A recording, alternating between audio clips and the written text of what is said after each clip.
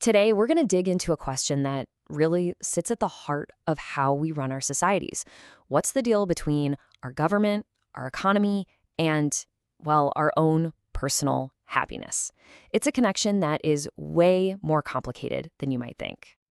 You know, for decades, the main goal for most developed nations has been all about economic growth. The big assumption was that a richer country is automatically a happier country.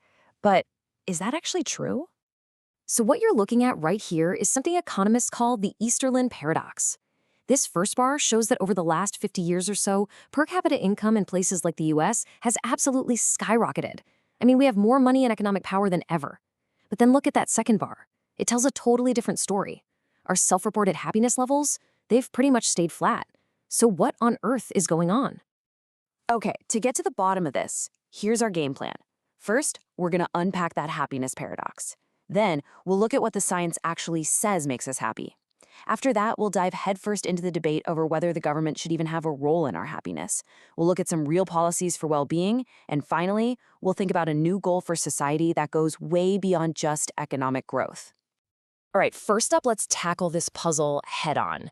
This is the happiness paradox, and we're going to explore exactly why having more money hasn't really led to more joy for so many people.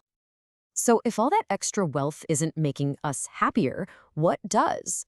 In this next section, we're going to look at what the science of well-being tells us about the real drivers of happiness. But before we go any further, we need to be clear about what we even mean by happiness. See, when researchers talk about well-being, they don't just mean you're in a good mood for a few hours. They're talking about a state of high life satisfaction where you feel positive emotions like joy and contentment pretty often, and you don't feel negative ones like sadness and anger all the time.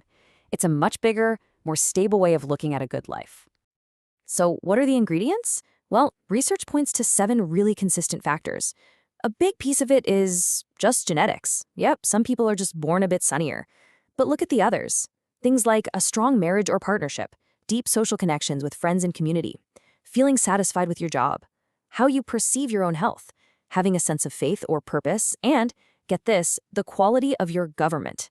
It's this whole mix of our personal lives and the world we live in. So why isn't a ton of money on that list? Well, psychologists say it's because of 2 really powerful things going on in our brains. First, social comparison. We don't judge our income in a vacuum. We judge it based on what our neighbors, friends, and coworkers are making.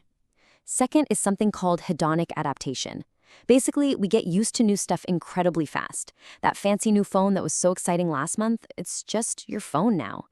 Luxuries turned into necessities, and the goalposts for what makes us happy just keep on moving. And all of this leads us right into a huge political debate. If we know what makes people happy, should the government be in the business of promoting it? In this section, we'll dive into that question by looking at 3 totally different ways of thinking about it. So let's just put it out there, straight up. Do you think it's the government's job to try and make you happy? Your answer to that probably lines up with one of 3 major philosophies. Okay, so broadly speaking, you've got 3 competing ideas here. On one side, you have libertarianism, which says the government's role should be minimal. Just protect our rights and get out of the way. Your happiness is your own business. Then you've got utilitarianism, which argues the complete opposite. The whole point of government should be to create the greatest happiness for the greatest number of people. And finally, there's egalitarianism, which takes a more focused route. Don't worry about maximizing joy, just focus on reducing the biggest sources of misery for the people who are suffering the most.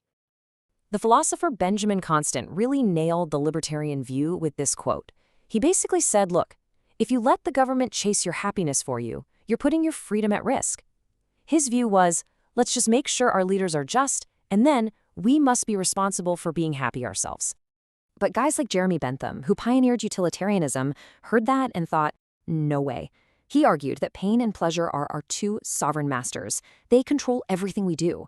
So the only logical goal for a government is to make policies that maximize pleasure and minimize pain for everybody. For a utilitarian, happiness isn't some private little thing. It's the ultimate report card for a good government. Okay, so that's all the big picture theory. But what does this actually look like in the real world? How do you turn these ideas into actual policies? That's what we're going to explore in this next section. So the real power of that egalitarian view is how practical it is. Instead of this huge, maybe impossible task of trying to make everyone joyful, it says, let's do something we can achieve. Let's find the biggest sources of misery in our society and attack them with smart policies. It's all about targeted problem solving.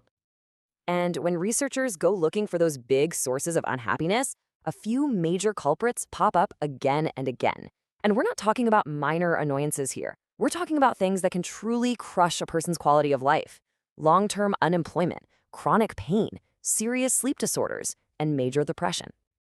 And this right here shows just how big of an opportunity we have. Let's take major depression, one of the biggest drivers of misery out there. Modern medicine is actually amazing at this.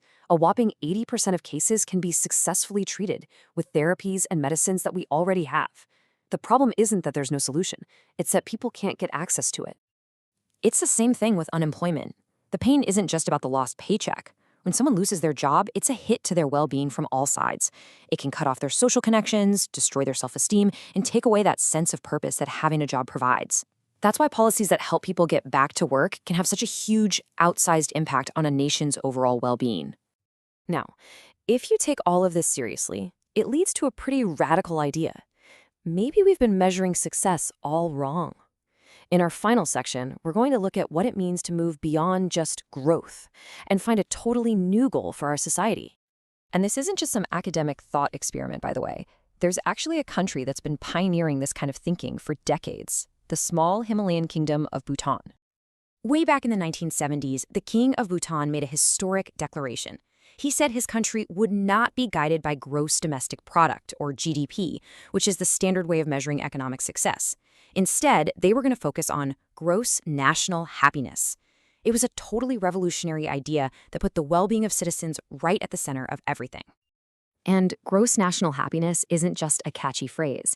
It's a really sophisticated system for making policy, and it's built on 4 key pillars: making sure there's good governance, promoting development that's both sustainable and fair, protecting the environment, and preserving their unique culture. It's a completely holistic way of looking at what makes a country truly successful. So what this does is it fundamentally changes the definition of success. With this framework, progress is no longer just about a number going up on an economic chart. It's about actively building a society where people can lead happy, healthy, and meaningful lives that are in balance with their culture and their environment. And that leaves us with a final, really big question to think about. If we decided to take the politics of happiness seriously in our own societies, what would we change? What would we start to prioritize differently if our collective well-being, not just our collective wealth, became the ultimate measure of our success?